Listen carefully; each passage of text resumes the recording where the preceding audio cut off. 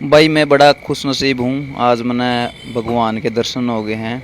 ये सामने देख सकते हैं बगमा बाणा में, ये देख सकते हैं साधु है और बड़ा इंस्पिरेशन का काम करने लग रहे हैं युवाओं के लिए। नारायण महाराज, नारायण नारायण महाराज, नारायण नमो नारायण महाराज जी।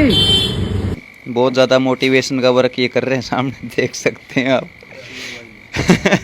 लो भाई, खांसी की दवाई लेकर ना महाराज जी जमा रेडी हो गए हैं। ये सारा देश के सारी दुनिया के संकट काटेंगे। किसी का बालक नहीं होता वो बालक होने की दवाई देंगे, किसी के छोरे नहीं होते छोरी होने की दवाई देंगे, किसी के घर में संकट हो, भूत प्रेत का साया हो, किसी के ब्याह नहीं होते हो ब्याह करवाओगे भाई।